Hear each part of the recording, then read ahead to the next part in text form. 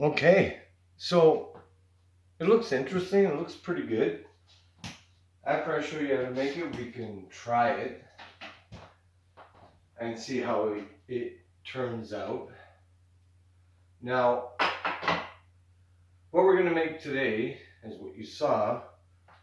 It's a fusion of East and West. New York has its famous cheesecake, and Japan has its famous jelly cheesecake. They're both cheesecakes, but different, and I'm trying to put them together.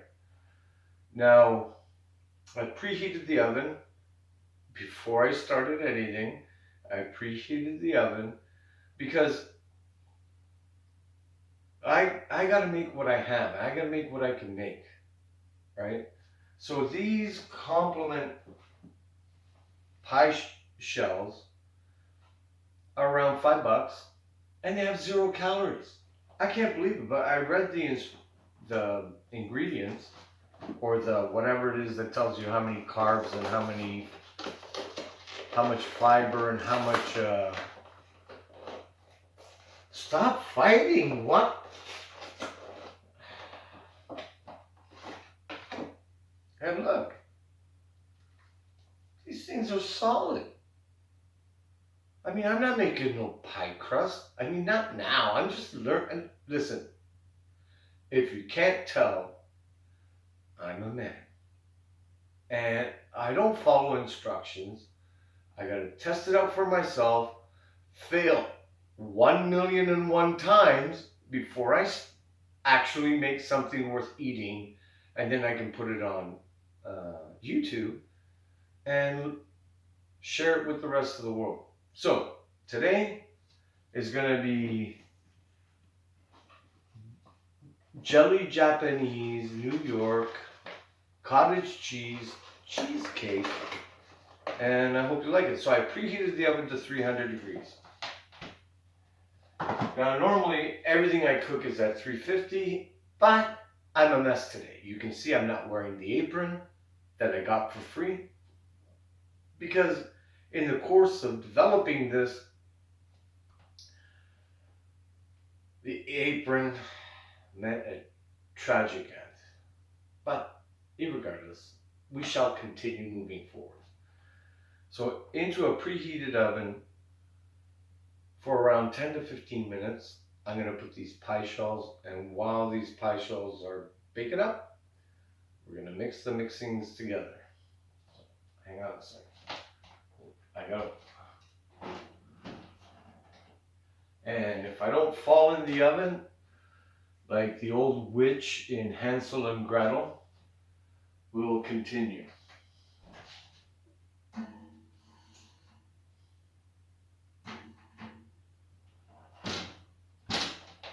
See, I don't know if I like preheating the oven because it's hot. I like being safe, right? Because I'm disabled, and like I said, the the old witch in Hansel and Gretel, gets pushed into the oven. That could happen to me. I could push myself in. Who knows? By accident. So the next thing we're gonna do, because obviously you need cream cheese, and the cream cheese, I found the best way to mix it up is to warm it up, soften it up. Why do I have so much trouble with boxing?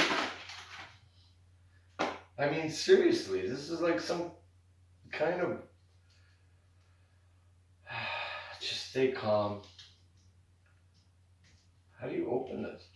See, I'm used to buying compliments everything, but they were out, so I have to buy the Philadelphia one, and it's packaged completely differently than the I don't know. You'd think I would have been smart enough to open it before I started cooking, but did you see that? I almost lost an eye. I almost lost an eye on camera. I mean, is that out of control?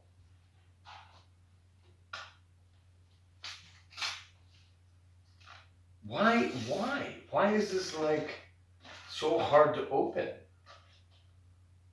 Hopefully when you make it, you're gonna have an easier time than I'm having because I don't want to get this aluminum, whatever metallic substance this is, in the food. But at some point in the day, this is going in there.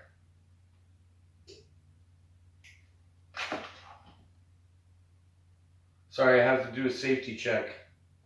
Safety check has been done. See, if I would have my apron, but I'm a man, I have to wipe on my clothes. I'm going for milk. All right. So we're gonna put a half a cup of milk in because we're gonna need it.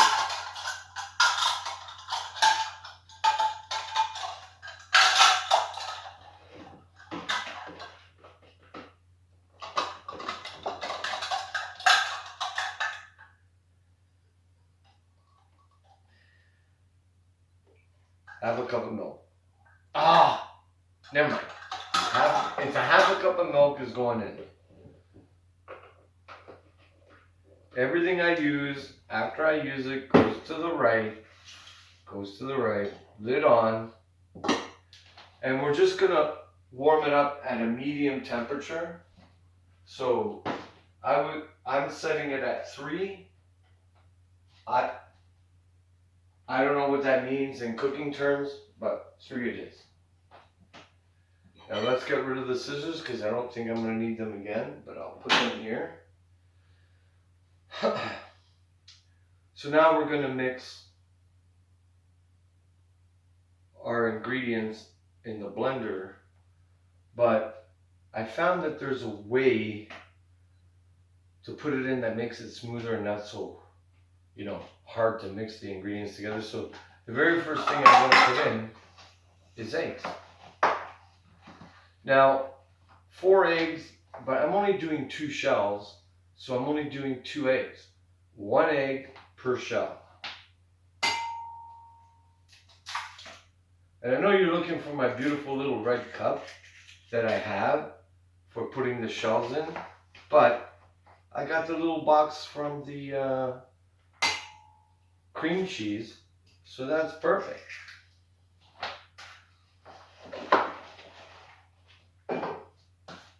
All right, so the eggs are in.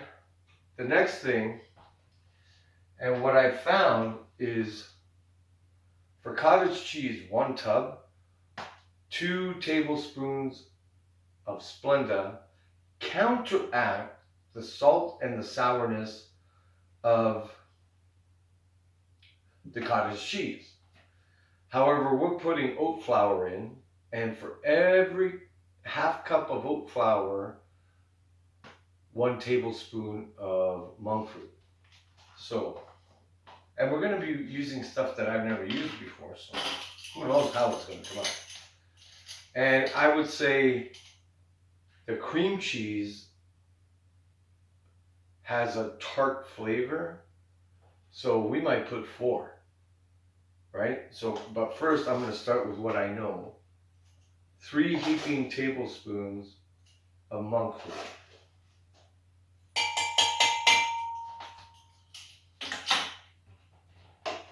Now, I think that should be all right.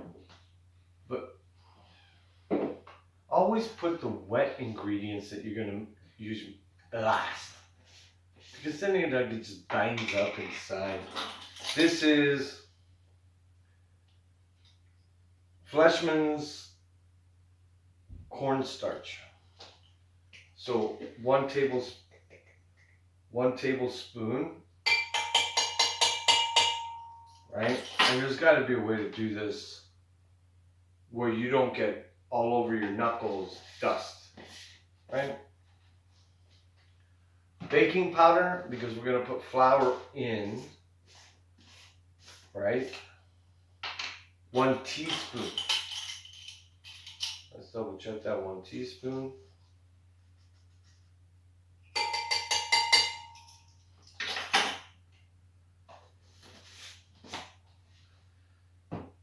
and vanilla extract, 1 tablespoon.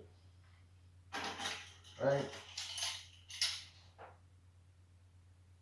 Doesn't matter if you get a couple extra drops in there, but around 1 tablespoon.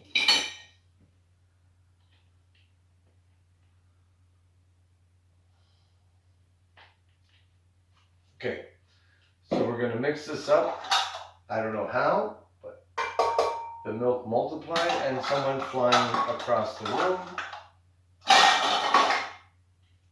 Lid on. And we're just going to go full out. No pulse, no intermediate. Full out.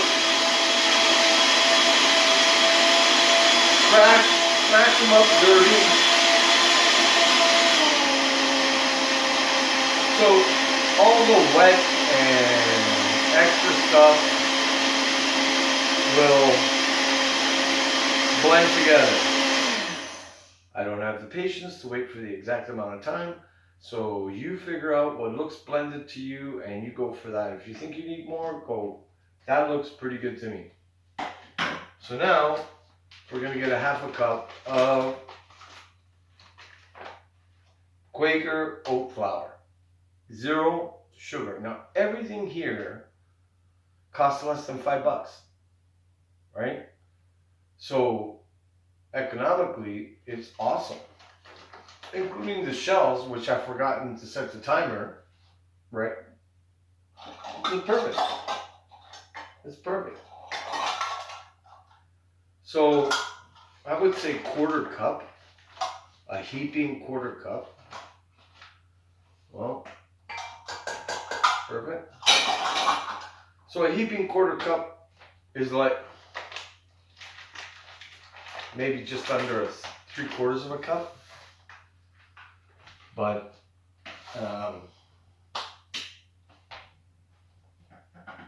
you decide what you like. So I'm going to mix this up and then I'm going to go over and like pound down the mixture we have over here.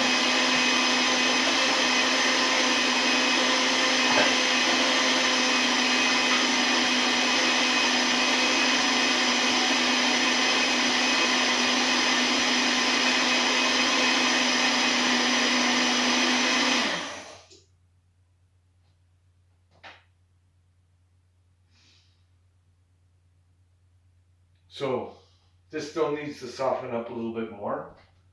And basically, it's just softening it up a little bit so that it will blend better. I don't have the physical strength yet. I'm a senior, disabled, and I don't have the strength that I used to have. So I have to soften things up. And everything's got to go through the blender. I ain't doing it by hand. It's just not happening. I can tell you that right now. It's not happening at all. But this just needs a few more minutes. Now, why I want to put that in first and then the cottage cheese on top is because the weight of the cottage cheese, it's like cement almost. It pushes everything down. When I put the cottage, like at the beginning, I used to put the cottage cheese in first because it's the start of the show. It's all about cottage cheese. And everything would get stuck on top. And then I would forget and I'd go with my wooden spoon in, hit the blade. It's trash because you can't eat it once wooden chips and splinters are inside, right? There's a song about splinters and you can't eat them. They'll mess you up, right?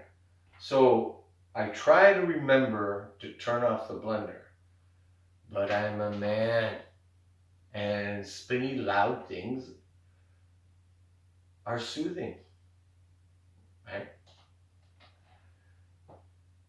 I was going to say something, but I don't want to offend anyone, but anyway, here we go. So, I'm going to put in that now, the softened cream cheese.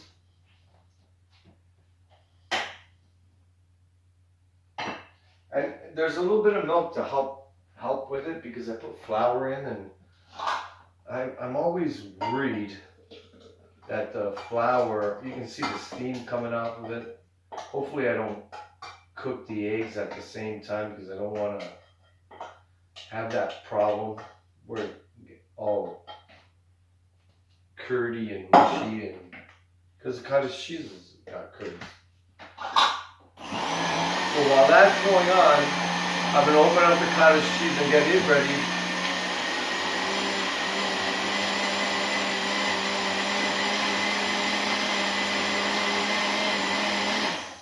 Now also by putting in the cottage cheese last, not only is it heavy, but it's cooler and it'll prevent the eggs from curdling, which is weird because cottage cheese are curds. I guess curds of a feather flock together, as they say. So now I like to give it a little stir. Make sure the machine is off.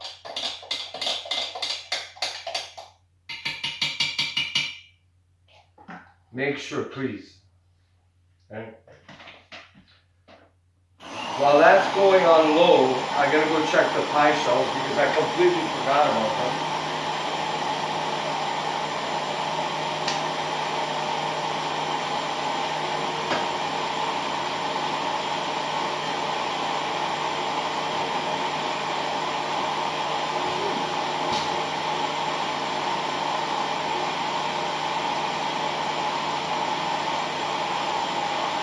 Okay, we're gonna crank it up.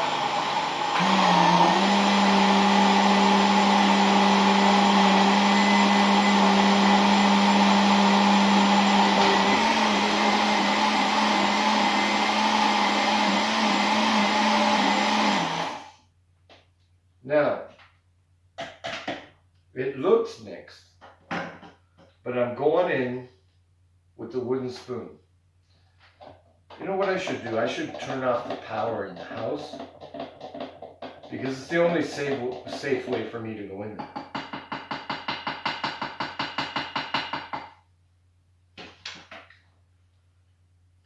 Okay, I'm going to let it mix on low. Or this pulse thing, I don't get it. I don't get the pulse thing. It doesn't seem like it pulses, and you can't leave it there. You got to like constantly have it on. Never mind. So I'm going to keep it on low.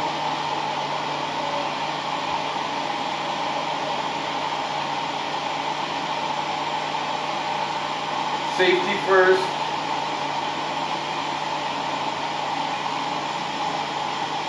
And this pan, I'll explain what I'm going to do with the pan after, but for now, just trust me.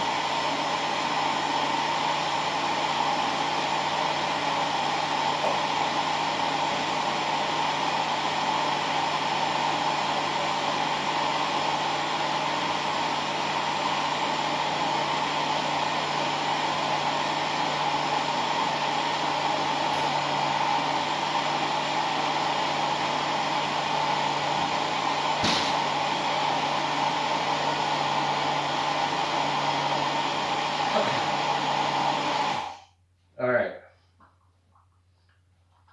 So it's mixed up enough. We're going to pour it in, and then we're going to put it in the oven, and then you're going to see what I do with the pan. All right?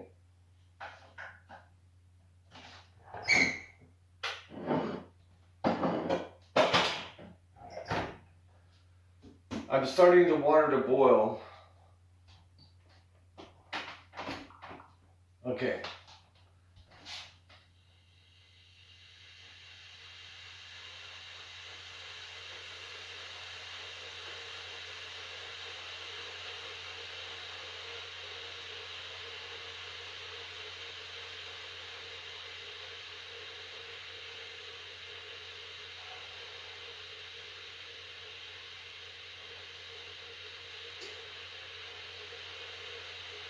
And you know what? I should have started the water boiling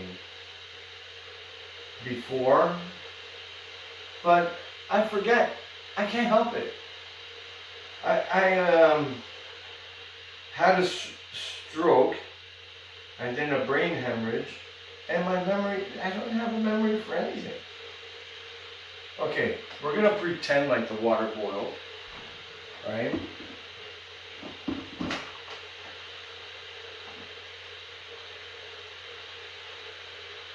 Oh yeah, by the way, I've been licking it all the time and stuff, but it's raw egg.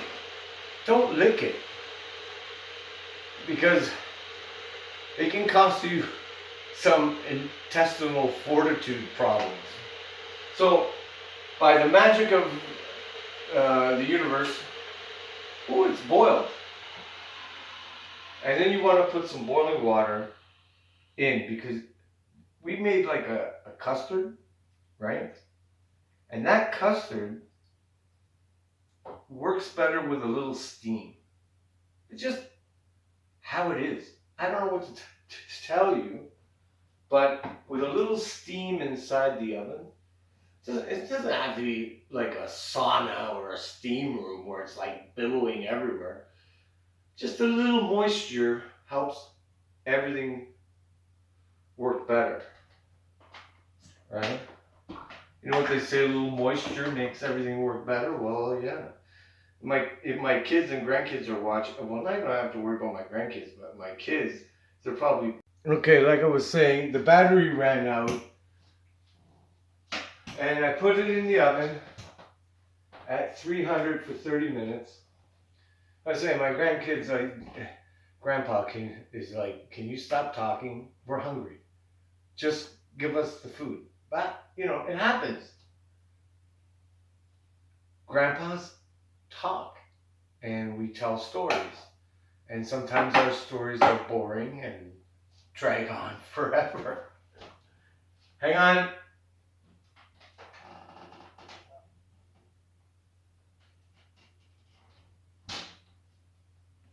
Not even close. All right. I'm going to have to change this up a little bit.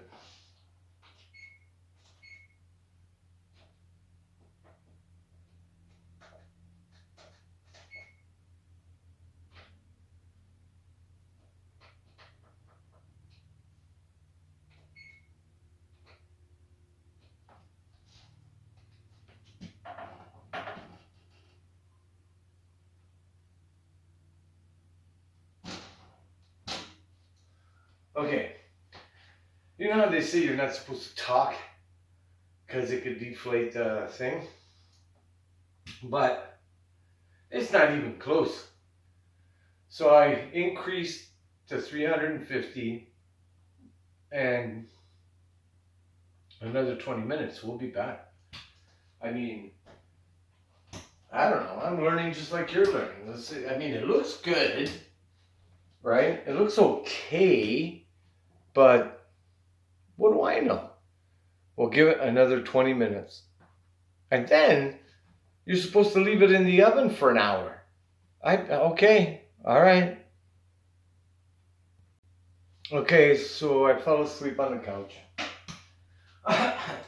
But before I did, I turned off the stove. And it's been sitting in the oven for like an hour. So we'll see what it looks like.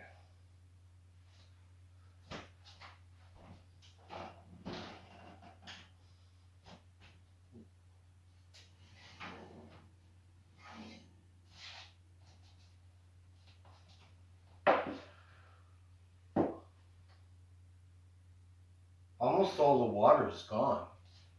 So maybe I should have had a deeper pan, right? You can see that. The one on the left, my left, looks better than the one on the right, but the one on the right doesn't look that bad.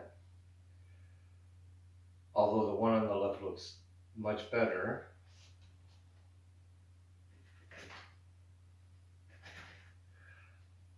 I don't know about the Jiggly Japanese cheesecake, but the New York part of this cheesecake. Looks like it's well represented. So now I gotta let it cool down. So I'm gonna go fall asleep on the couch. It's my job. I gotta take care of it. When you get to be my age, sleeping on the couch is part of the daily routine. So we'll let this sit cool for about an hour, and I'll come back and we'll see what it's like. Hang on, before I do that, should I touch it? Ooh, that's warm, but that's the better looking one.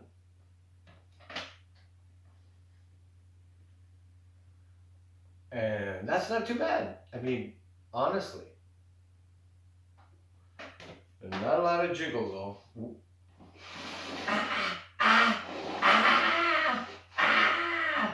All right. Don't touch a hot pan. Apparently metal clings to heat a lot more than you think. So I'll be back in an hour to try it out and tell you what it's like. Because I'm not cutting into it yet. Okay, see you in an hour. Okay, so like an hour's gone by. Again, I fell asleep on the couch. And I've got two that came out slightly different. They were in the oven the same amount of time, but I guess it mixed a little bit different. I don't know. So I got a knife and I wet it because you're supposed to wet it, I guess. But let's cut into it and see what it's like. I like right here.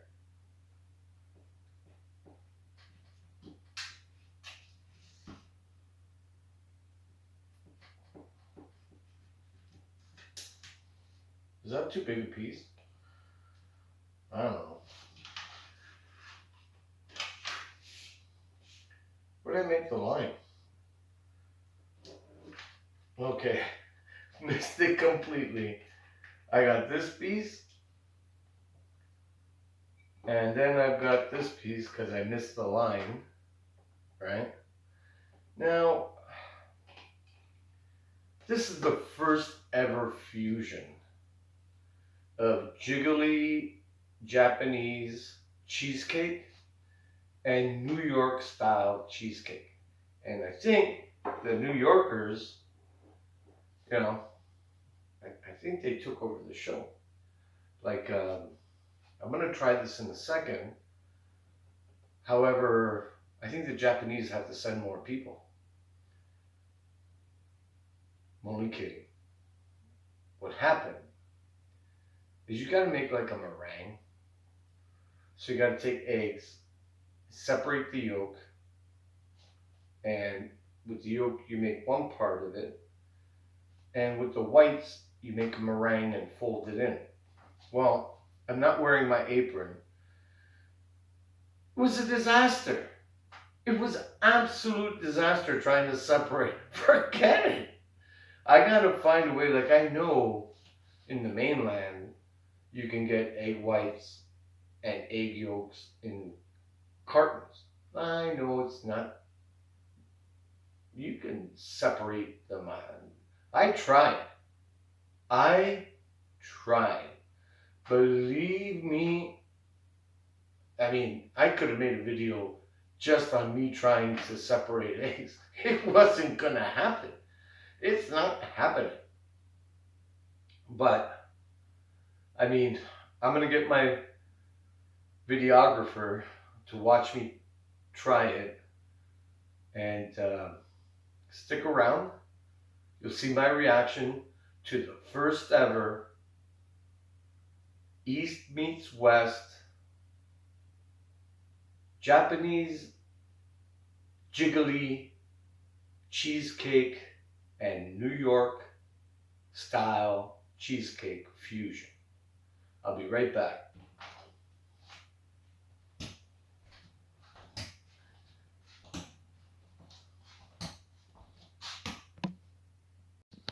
Okay, so this is going to be the first ever bite of the fusion where East meets West, Japanese jiggly. Well, not so jiggly, but we'll get there. Cottage cheesecake and New York style cheesecake ever in the history of mankind. This is the first ever. I'm scared. Wow, that's super dense. I don't know how jiggly it's gonna be.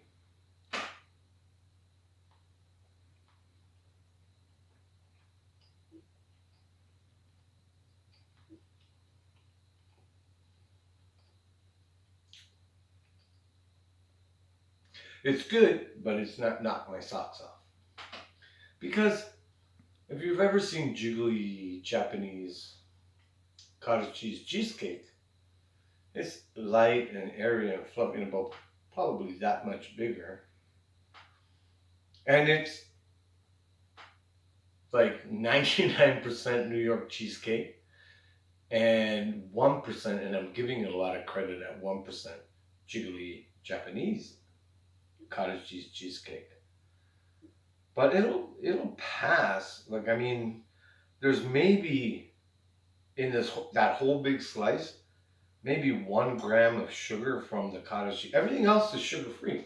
Everything else has zero sugar, right?